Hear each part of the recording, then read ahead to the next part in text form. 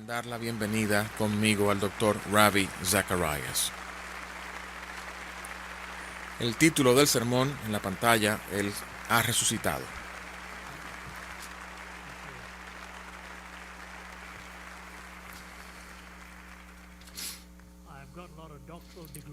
Tengo muchos títulos de doctor.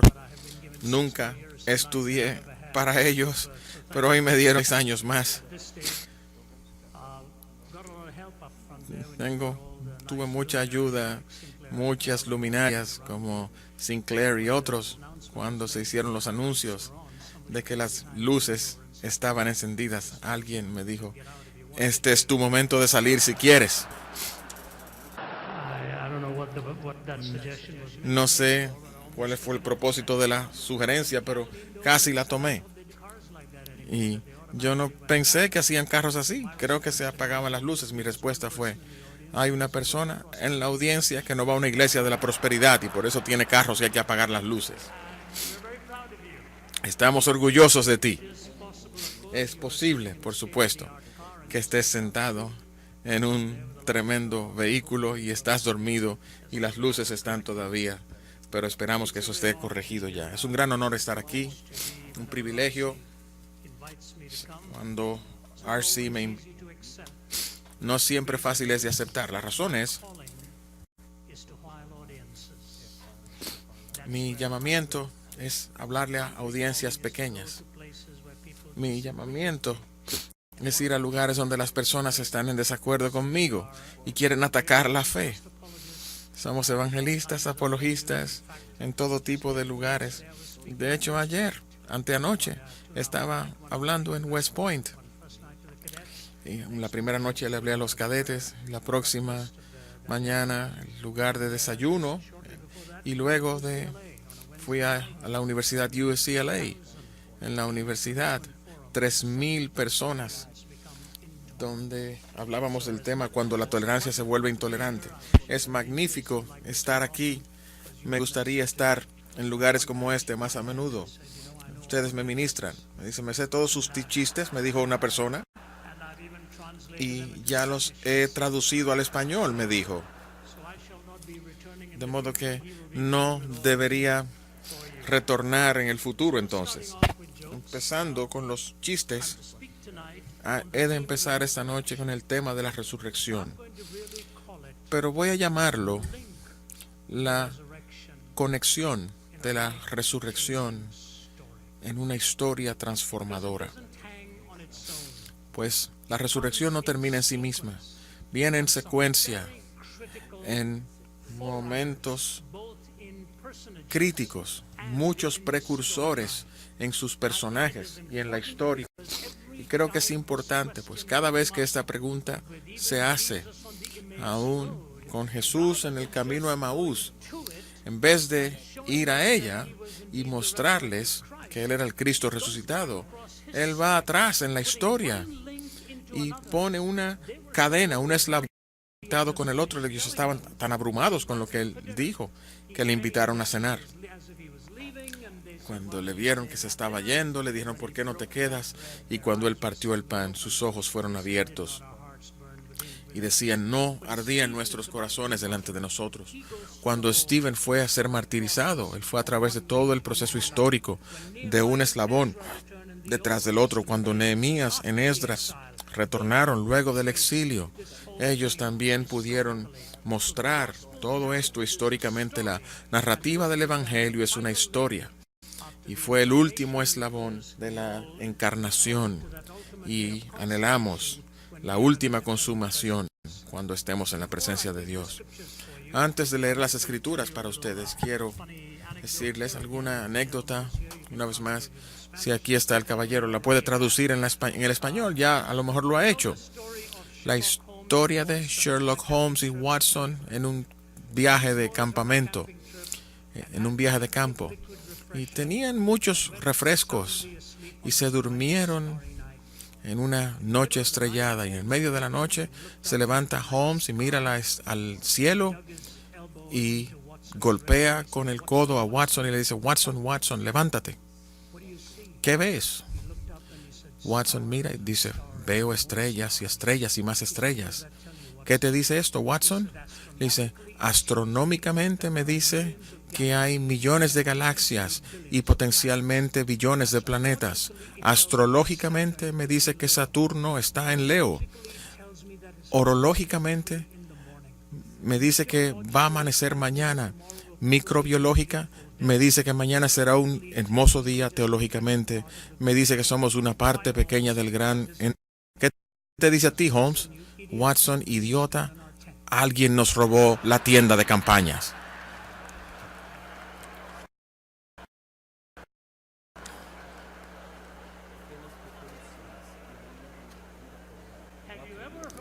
¿Alguna vez han oído estas palabras tan poderosas, palabras extraordinarias, que no tienen ni esperanza, ni significación, ni fundamento, y se usan para tratar de alguna manera aliviar nuestras conciencias?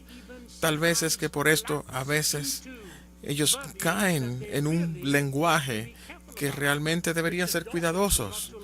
Dawkins no hace mucho tiempo dijo que estaba debatiendo este tema con otro hombre, y en medio del debate Dawkins estaba burlándose de los cristianos. Dice, a lo mejor los musulmanes podrían nombrar el evangelio para ti.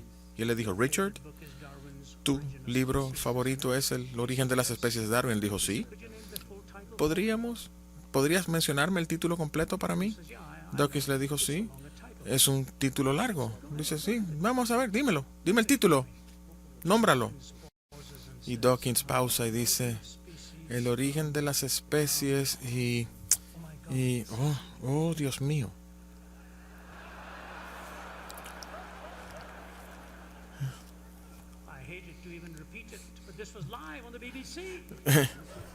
Odio repetirlo. Eso estaba en vivo en la BBC.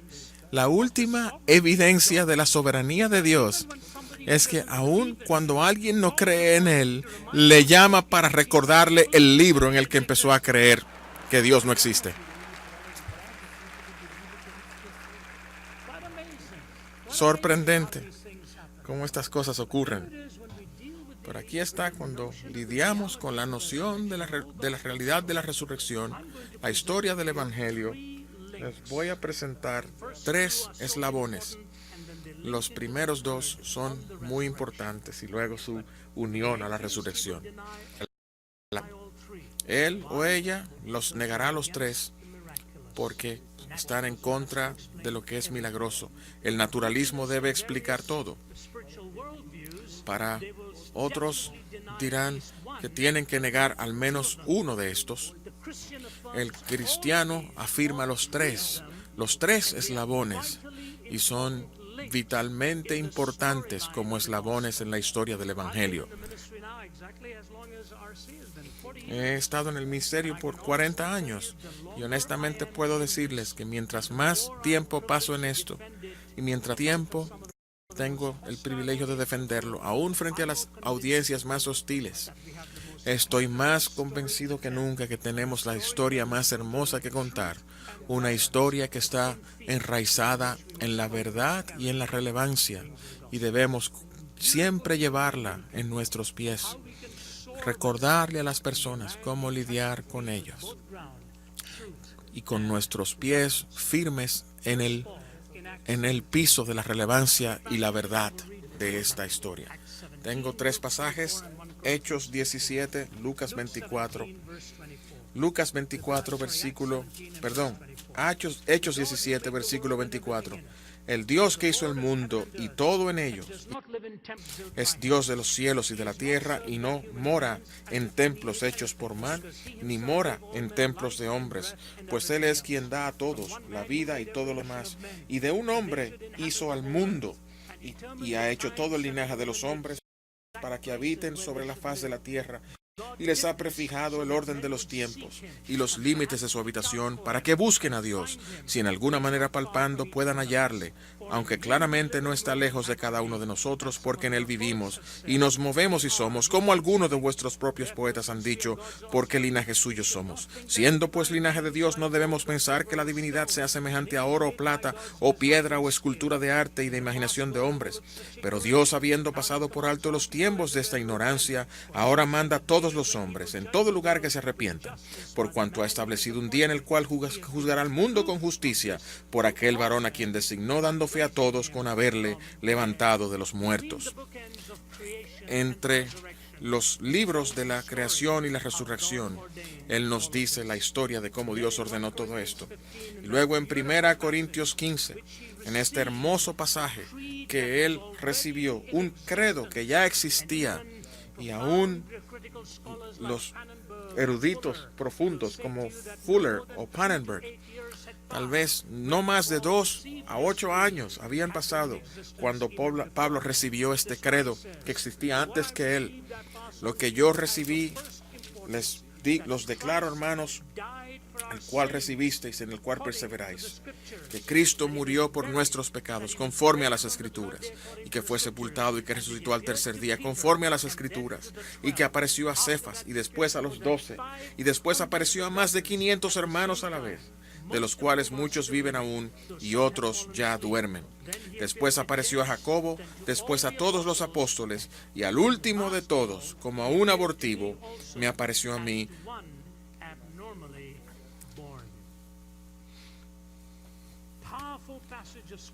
Un pasaje poderoso de las Escrituras en 1 Corintios 15.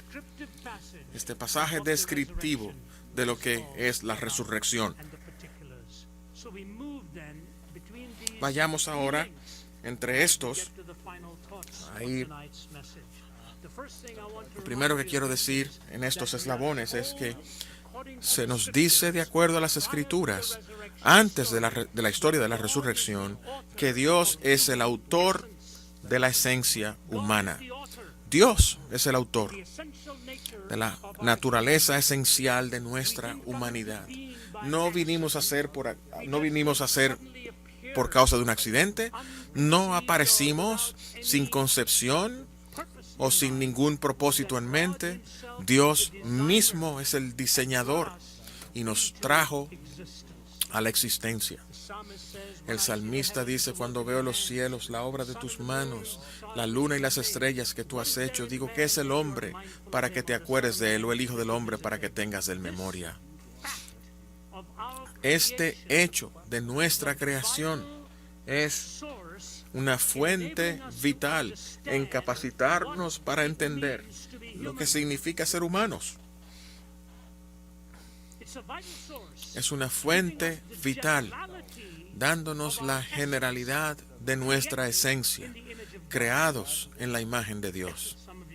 Algunos de ustedes tal vez me han escuchado mencionar esta conversación simple entre Jesús y aquel que le preguntaba, tratando de contraponerlo contra César. Y él miró a Jesús y le dijo: ¿está bien pagar impuestos a César? La pregunta que Cristo hubiese deseado que respondiera distinto. En abril 15 pudiésemos ser piadosos y rebeldes al mismo tiempo. Cristo fue tan brillante en su respuesta: dame una moneda. Él dijo: ¿de quién es esta imagen en la inscripción? Él dijo: de César. Cristo dijo: dale a César lo que es de César y a Dios lo que es de Dios. Y en esta pregunta del interrogador muestra que él no vino con la segunda pregunta. ¿Qué le pertenece a Dios entonces? Cristo le hubiese preguntado: ¿qué imagen hay en ti? Dale a César lo que le pertenece a él. Dale a Dios lo que le pertenece a Dios. La imagen de Dios está en ti. Pero no, el naturalista que nos dice que él va a remover la noción de la resurrección porque es una intervención milagrosa en los procesos normales de la vida y de la muerte, también te dirá que tú no necesitas que Dios explique el origen del universo o que Dios explique la creación de nuestra entidad. Y aún al leer a los científicos vez tras vez, verás cómo ellos terminan con una contradicción sistémica, ideológica y filosófica.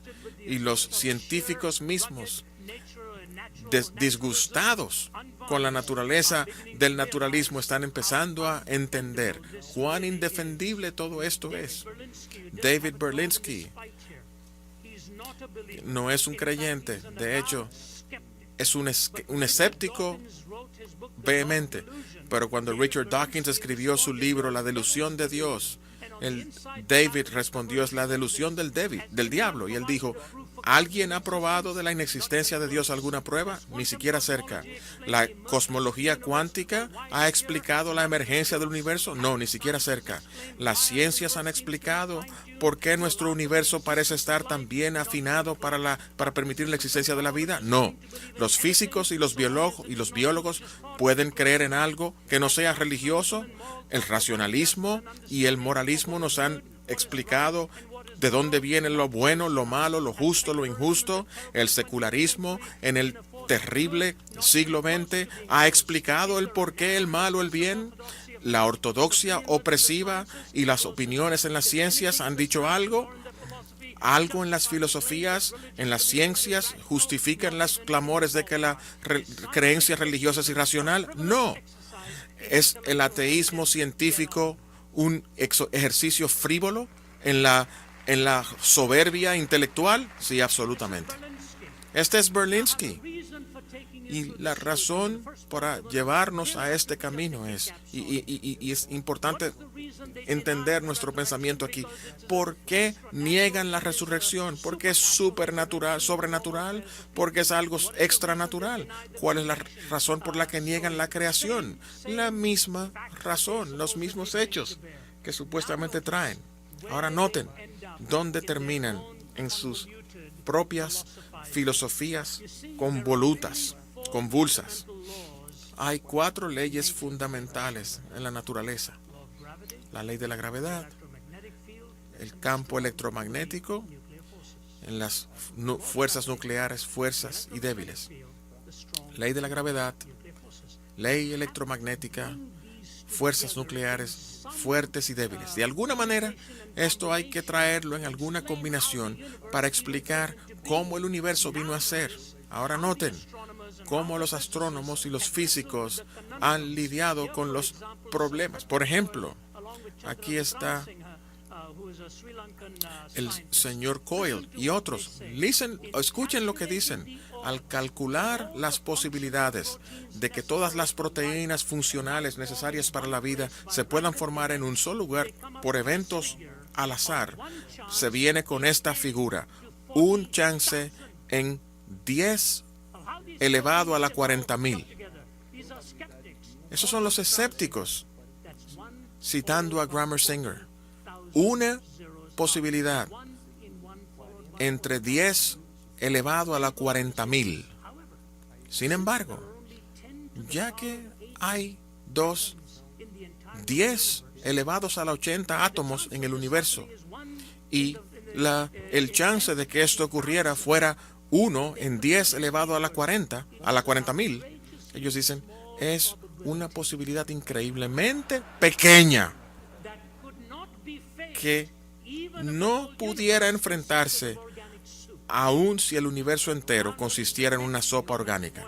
Noten el próximo comentario de Doyle. La vida no se originó aquí en la Tierra, no como lo explica la evolución. Los genes de fuera de esta Tierra son necesarios para traer el proceso evolutivo, y esto puede ser consolidado estrictamente por métodos científicos, observación, cálculo, etc. Lo que le está diciendo es, no hay manera de que esto hubiese producido lo que tenemos. ¿Cuál es la conclusión? Él va con la teoría del esperma band.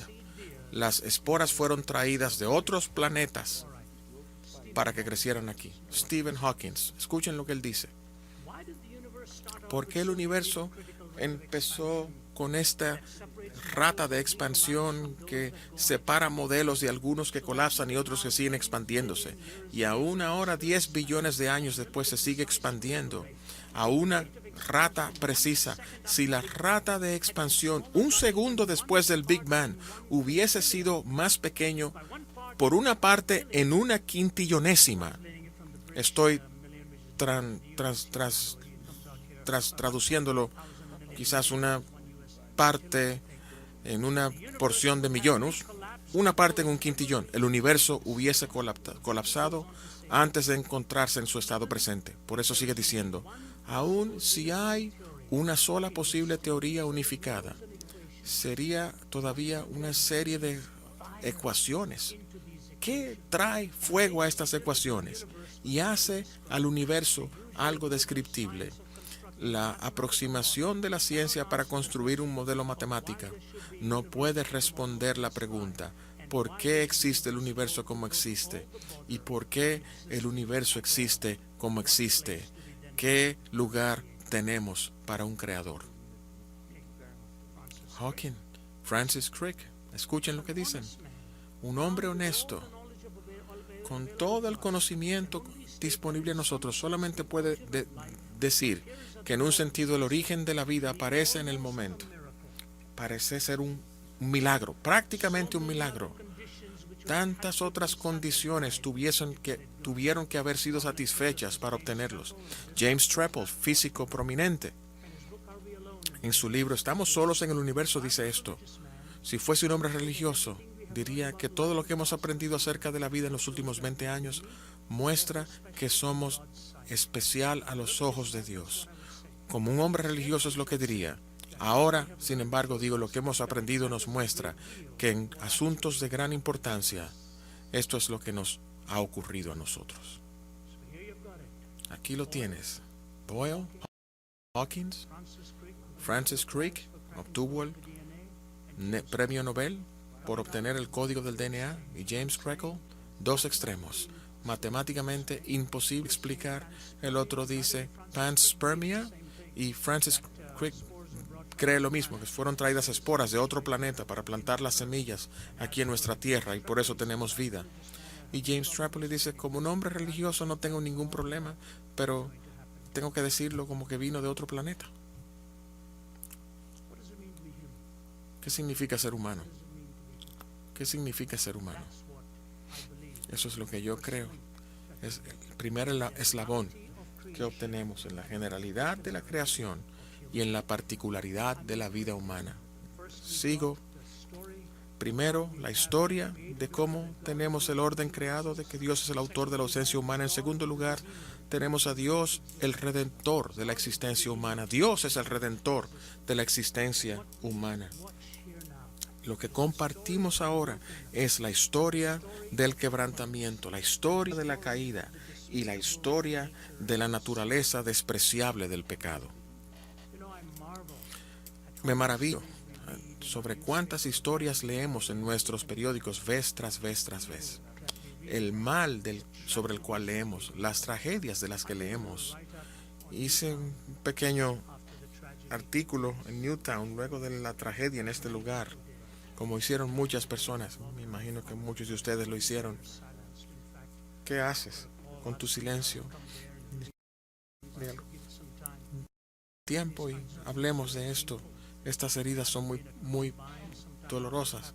Habiendo estado en Columbine, luego en Virginia Tech, luego de estas matanzas, hay que tomarse tiempo para entender el sentido del proceso sanador de Dios. Pero de todas estas discusiones, la gran pregunta que nunca se hace es: tres cosas tomaron lugar para hacer esta matanza. Un hombre joven, un arma y municiones. Me gustaría hablar del joven, probablemente con muchos problemas psicológicos, y los abogados y los legisladores quieren hablar de las armas. ¿Cómo terminamos esto? Y no quiero minimizar que estas cosas deben ser discutidas, pero cometemos un error extraordinario cuando pensamos que lo único que proveyó la munición fue las balas que él usó. ¿Han pensado de las municiones que entran a las mentes de nuestros jóvenes frente a una pantalla de televisión? ¿Han pensado en las municiones que las los académicos sofisticados derraman en las vidas de los jóvenes, destruyendo la creencia del valor de la vida humana? ¿Han pensado en las municiones que entra en las perversiones que se derraman en tu mente día tras día? No preferimos lidiar con lo obvio, con el arma, y, y no queremos lidiar con la realidad de lo que implica ser un depravado en el corazón y cómo hallar una respuesta a esto.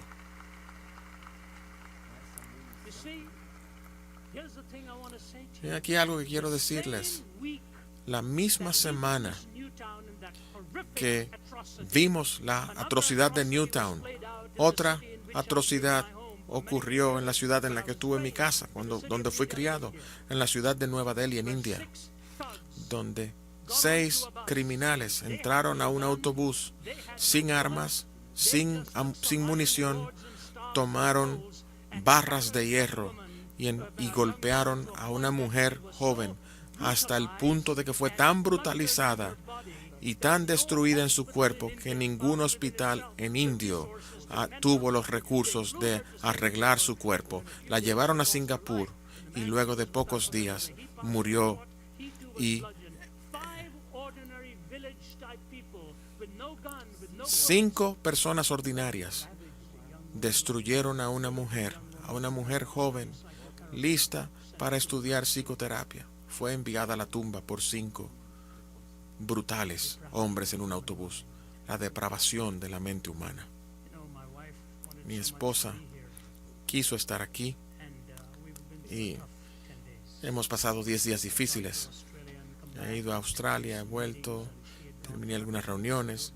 Ella fue a representarme algunas reuniones en Singapur, en India, y finalmente nos reunimos después de 3 semanas, hace una semana, y Margie y I estábamos empacando algunas cajas y ella se subió en una pequeña escalera, estaba poniendo algunos de mis libros y oigo este grito y este golpe. Ella se cayó y cuando entré, es una vista que no olvido nunca. Ella me estaba mirando con ojos vidriosos al techo y su brazo estaba completamente paralizado. Y yo me volví, me llené de lágrimas. Me dijo, no me toques en este brazo, algo me ha pasado. Llamé a los paramédicos y vinieron, les dieron alguna morfina para matar el dolor y luego la llevaron en una camilla porque había una fractura del húmero. ¿Saben qué ocurre cuando se te rompen los huesos? Una vez se me rompió la espalda. Tú puedes querer todo lo que quieras y no puedes mover la extremidad. Tú puedes poder tomar todas las decisiones que puedas y no puedes mover el brazo. Y todavía tendrá problemas con este brazo por meses por venir. ¿No es esta una indicación cuando el alma está rota y separada de Dios? Tú puedes anhelar todo lo que quieras, no puedes redimirte. La historia de la creación está conectada con la historia de la redención y ambas requieren una conexión milagrosa. Ambas.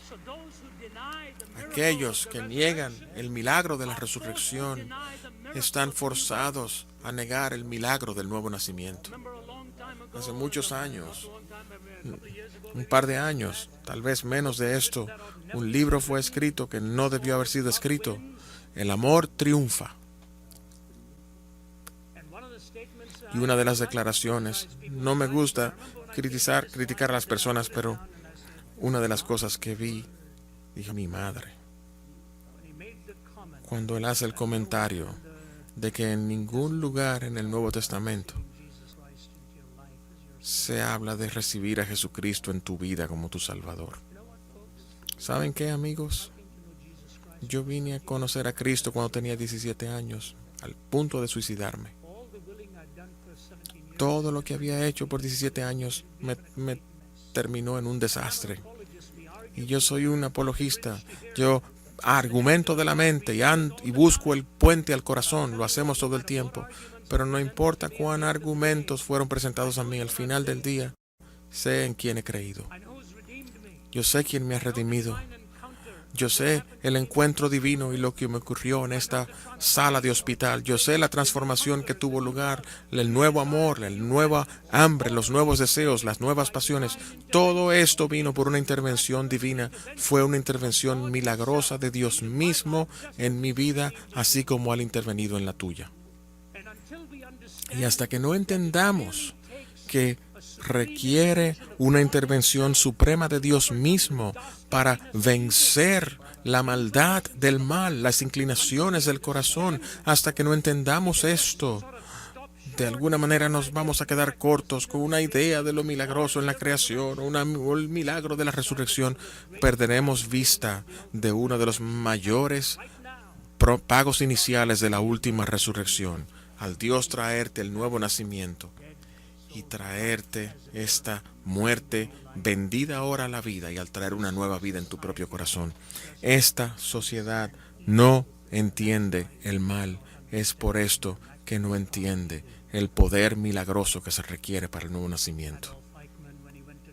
Adolf Hitler, cuando fue a juicio, estaba haciendo una investigación para uno de mis libros y me mostraron mucho material al respecto, y habían jóvenes que iban buscando todos los manuscritos y los transcritos de los argumentos en el juicio. Algo fascinante de leer, cómo él fue traído por la Mossad desde Argentina en una operación especial y al final pusieron esto inclusive en una película, y cómo la inteligencia operó brillantemente. Peter Malcolm estaba a la cabeza de todo esto y trajeron a Eichmann en una maniobra increíble y lo llevaron a Israel para su juicio. Y de todas las personas escriben el libro del juicio y la ejecución de Eichmann, y el libro termina en esto: Adolf Eichmann fue a su muerte, pidió vino y comida, rechazó la ayuda de un ministro protestante.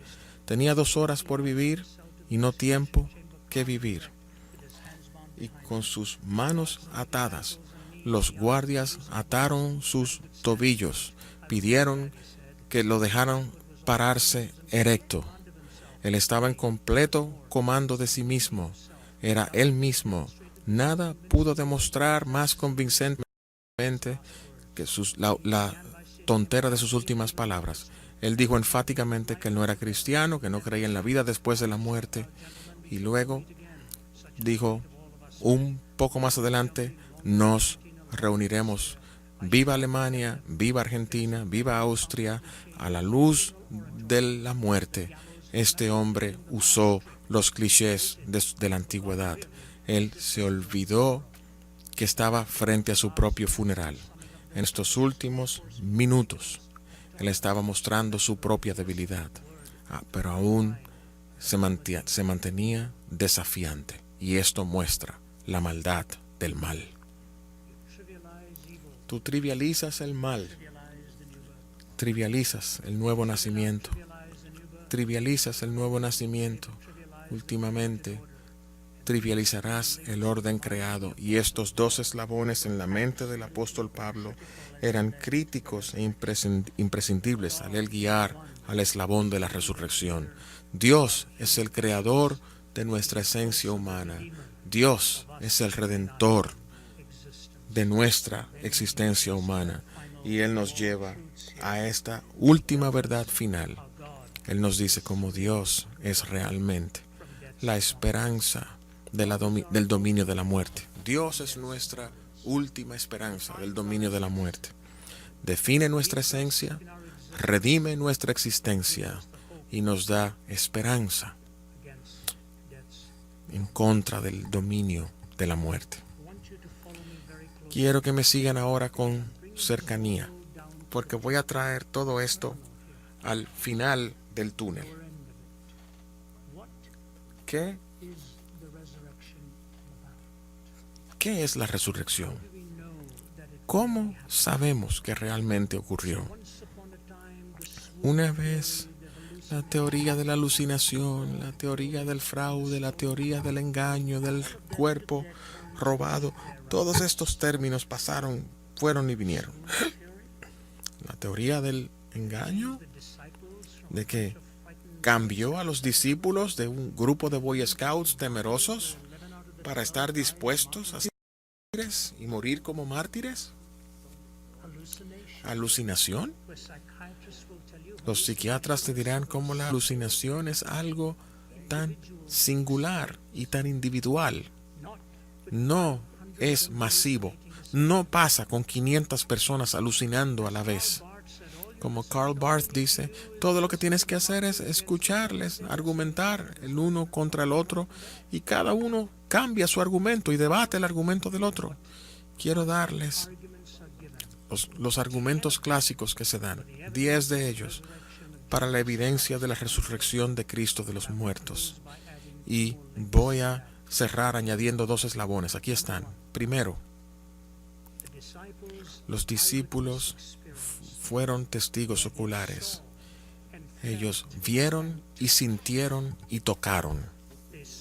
Ellos vieron, sintieron y tocaron. Yo vengo de la India. Mi padre era de Kerala. Mi madre era de Chennai. Fue criada en Delhi. Kerala está en el sur, Delhi está al norte. Kerala tiene un pueblito llamado Kurangalur. Es el lugar en el cual el apóstol Tomás puso pie en suelo de la India. Hay un gran monto de material extrabíblico. Lo he investigado, lo he examinado desde muchos padres bien que testifican de que Tomás fue a la India. La iglesia más vieja en la India se llama la iglesia de Martoma. Sembró por Tomás. Y yo les pregunto, ¿por qué un hombre hubiese hecho lo que él hizo y pagar con tener una espada que lo mate? Porque él fue un testigo ocular. Él sintió y vio. Oh, Jocorios mu, Joseos mu, mi Dios y mi Señor, la transformación de Tomás. ¿Por qué 11 de los 12 discípulos murieron una vida como mártires? Y Tomás Aquino dijo, todos murieron solos. Todos murieron solos. No son 12 o 15 o 60 de ellos que deciden venir con una historia y de repente se queman. Pedro crucificado boca arriba. Pablo apedreado en la Vía Apia. Tomás muerto por espadas en tierra india. Murieron solos. No estaban buscando por alguna gran celebración. No, fueron asesinados en diferentes maneras y pagaron por esto. Piensen todas las cosas en la visión de Pedro, que aún luego de haber visto la transfiguración, una visión que le fue dada a solo 3 de ellos, tan profunda fue la experiencia de la transfiguración, que él dijo, quédate aquí, yo no quiero salir de aquí. Aún después de esto, él fue y negó al Señor. Y él dijo, pero ahora tenemos la palabra profética más segura, y ustedes harían bien en creerla como una luz en un lugar de tinieblas. Lo que le ocurrió a Pedro es una transformación increíble. Y les sugiero, él vio a Moisés, él vio a Elías, requirió que fuese el Cristo resucitado que lo transformara. En primer lugar, vemos a los discípulos como testigos. En segundo lugar, la proclamación temprana de la resurrección fue tan poderosa, tan poderosos estos documentos. Hace unos años estuve en Albania, en Tirana, y terminé de hablar en el Parlamento y luego pasé una hora en una prisión.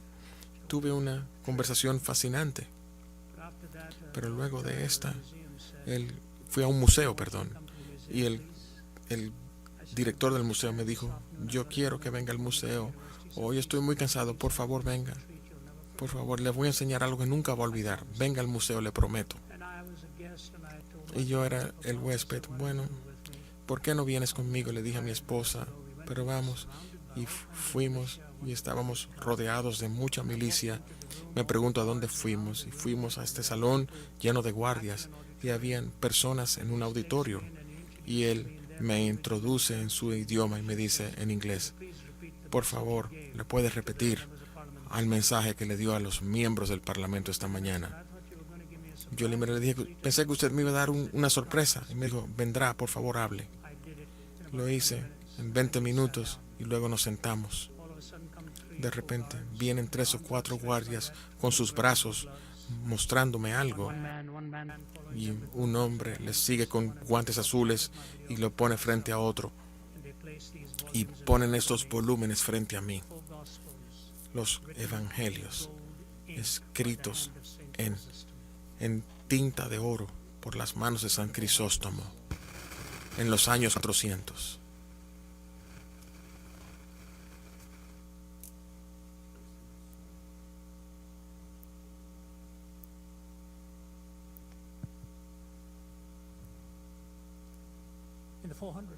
En los años 400,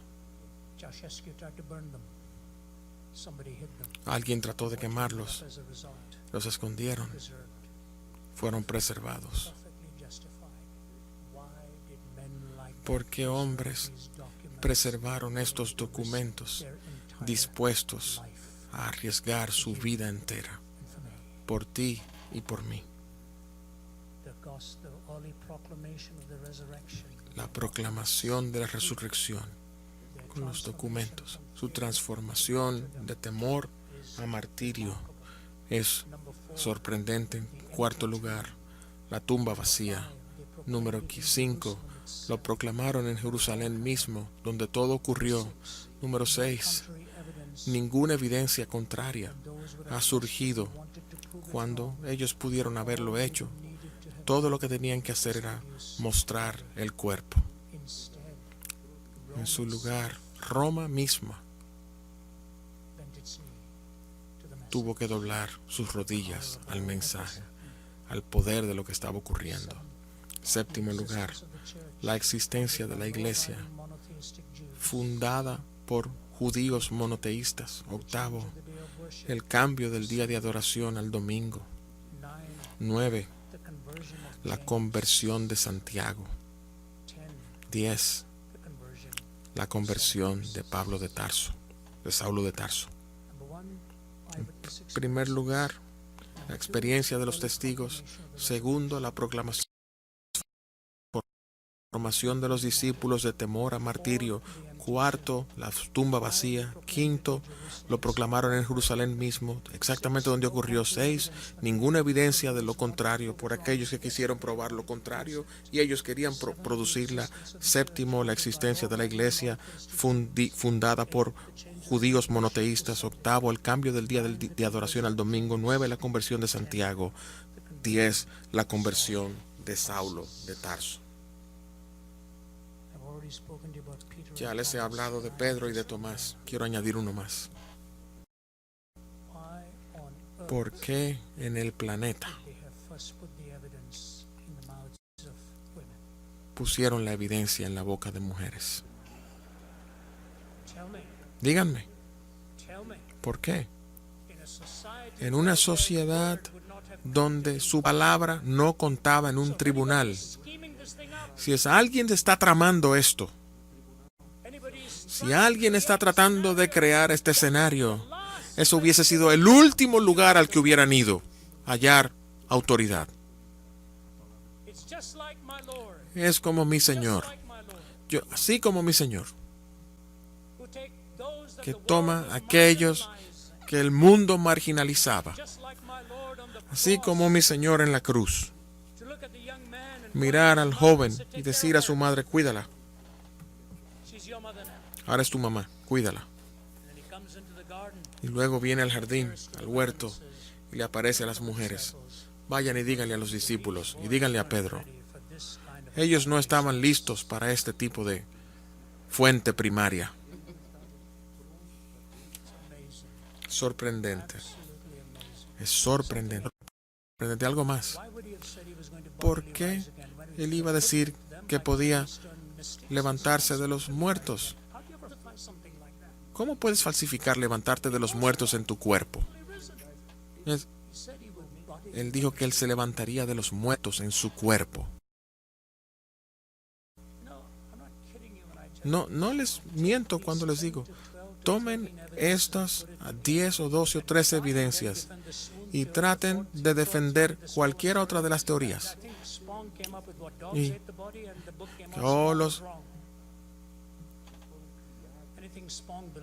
cualquier cosa que Spawn creyó, pero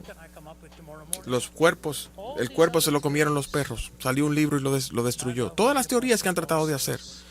El apóstol Pablo dice, para mí el más pequeño de todos los santos, como a un abortivo, como a uno que fue sacado del vientre, sin querer salir del vientre.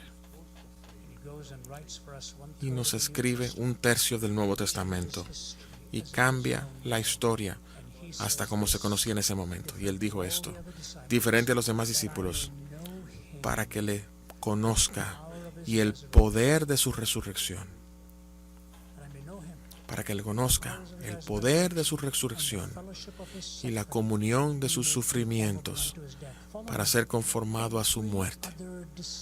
Todos los demás discípulos se fueron a través de la cruz y de la resurrección. Pablo ves desde la resurrección a la cruz para que pueda conocerle, el poder de su resurrección, la comunión con sus sufrimientos, siendo conformado a él en su muerte. La creación, el valor general que tienes como una persona esencial, tu particularidad como un individuo. Muchos humanos mueren todos los días, pero Dios nos da esta relación especial cuando perdemos a alguien especial. Esa particularidad de esta persona es importante para nosotros, para saber si la resurrección es cierta y el hecho de la resurrección es histórica y verdadera, porque entonces les veremos de nuevo, la esperanza, y luego vamos a través de la redención, el milagro del nuevo nacimiento a ti y a mí, y del milagro de la creación, del milagro de la redención, al milagro de la resurrección. Sígueme cuidadosamente aquí. ¿Qué está ocurriendo con el escéptico aquí? Yo no sé por qué hago estas cosas, pero lo hago. Mi esposa y yo celebramos nuestro 40 aniversario de matrimonio. Si la salvación fuera por obras, ella se fuera al cielo solamente por vivir conmigo por 40 años. Pero qué bueno que es por gracia. Y es lo que quiero decirles. Cuando venimos a lo que es la ley natural, el escéptico invoca la ley natural como un absoluto y no permitirá el milagro porque es una excepción.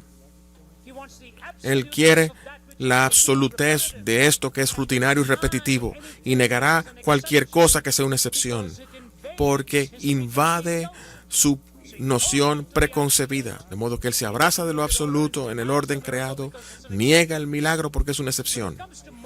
Cuando venimos al razonamiento moral, él voltea esto, toma la excepción para argumentar en contra de lo que es normativo. Esto debería decirte de qué tratan, qué es lo que están tratando de hacer. Ellos quieren hacer un juego. Ellos quieren llegar al final sin Dios. Cuando es conveniente, toman la excepción. Cuando no es conveniente, niegan la excepción. En el orden creativo, ellos toman lo absoluto, niegan la excepción. En el razonamiento moral, toman la excepción, niegan lo absoluto. Así es como funciona la cosa. Estaba con un profesor de ley para una universidad prestigiosa y terminaré con estas dos ilustraciones. Si lo nombro o la posición que tenía, ya sabrían de quién estoy hablando. Pero estaba tomándome un café con él por una hora, un escéptico absoluto. No fue hace mucho. Me dijo, ¿sabes qué, Ravi? Cuando era joven, tenía todas las aspiraciones y era muy conservador en mi pensamiento, en mis creencias, en mis valores. Luego entré a la universidad y quise que las cosas fueran como fueran y me volví completamente liberal y salí de todos mis absolutos y me volví el me volví el consejero legal de fulano de tal. Tú y yo estamos en esta mesa, tú estás en tus 60, yo estoy llegando a los 70. Estoy volviendo a mi pensamiento conservador y me pregunto, ¿a dónde se fueron los años que desperdicié en tratar de remover los absolutos? ¿Sabes qué, mi amigo? Quiero decirte algo. Sí, hay una respuesta. Yo vengo más y más a la convicción que debe estar en Jesucristo y en nadie más. Le escribe a mi colega en Oxford, John Lennox. ¿Por qué? ¿Por qué? Ahora soy un abuelo. Tengo un pequeño nieto. Hablé con él en el teléfono, tiene 19 meses. Hola, papá. Hola, papá. Hola, papá. Y por supuesto, cuesta 5 centavos y medio para escucharlo, pero es divertido. Y mientras estaba hablando, pensé para mí mismo, ¿por qué estoy disfrutando esto tanto? ¿Cuál es la diferencia? Hay una diferencia. ¿Saben cuál es la diferencia? Tienes tanta emoción disponible. Cuando tienes los tuyos, tú guardas toda tu emoción en cuidar a tus hijos, proveer, y tienes para disfrutar. Ahora, cuando vienen la segunda vez los nietos, alguien está pasando toda la energía en proveer para ellos y tú tienes toda esta energía solamente para disfrutarlos.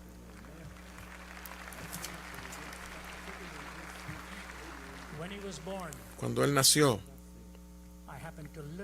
yo literalmente llegué al momento en que ella estaba siendo llevada al hospital. Llegué al hospital y vi la primera visión del bebé cuando fue puesto en el regazo de su madre. Mi hija Naomi, su esposo Drew estaban ahí.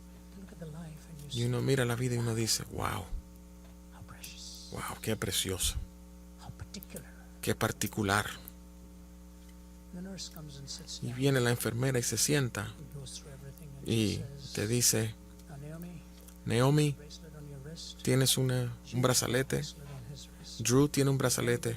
Si alguien toma a este bebé de este piso, tan pronto vayan al elevador, tú escucharás una alarma y nosotros también la escucharemos. Y se cayó el rostro de mi hija. La gloria de una vida nueva de repente fue socavada por la tragedia de la conducta humana depravada. Y algún día todos vendremos a este momento de ser llamados a casa. Y el apóstol Pablo dice, he aquí os digo un misterio. No todos dormiremos, pero todos seremos transformados en un momento, en un abrir y cerrar de ojos, al tocar de la última trompeta. Termino con estas dos ilustraciones y espero que sean de significado para ustedes. Hace muchos años, mi suegro, Lindsay Reynolds, murió. Fue uno de los hombres más sorprendentes que conocí. Realmente era como un padre para mí, ingeniero químico, brillante. Amaba los himnos. Desde el momento que halló que tenía cáncer hasta que murió fueron 4 meses. Un shock. Y fui a pasar tiempo con él y mi esposa Margie y yo pasamos con él. Amaba mucho a mi suegro. Siempre me llamaba Ravioli. Nunca tuvo un hijo. Y me senté con él y tomé sus manos y hablamos de todas las grandes cosas y que estaba triste de que esto había llegado tan de repente y tuve que salir para algunas reuniones y el día que se iba estaba silente. Tenía 63 años. Había estado en silente. No dijo nada. Y luego sus ojos se abrieron. 3 de sus 4 hijas estaban con él. Su esposa estaba con él. Todos dijeron esto. Él abrió sus ojos, miró a los cielos y dijo las palabras.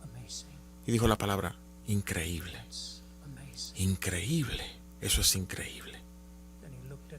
Y luego murió a su esposa y le dijo, Jean, te amo. y se murió. Jean, I love you. Jean, te amo, se murió. What a way to say goodbye to Qué this manera de decirle adiós a este mundo, la gloria amazement of what you see y la sorpresa de lo que verás, by having honored the love of your life. y decirle adiós al amor de tu vida. Sense, Todo esto solo tiene sentido if you are created by God, si eres creado por Dios, redeemed, si eres redimido por Dios and ultimately y si finalmente resurrected. eres resucitado para una esperanza So futura. the songwriter says Y the dice el autor del himno, of stepping on shore, al salir y llegar a la costa y hallar mi puerto, y al tocar tu mano y hallarme en Dios new air, y respirar un nuevo aire still y hallar que es celestial, and glory, levantarme en la gloria finding it y hallar home. que es mi casa.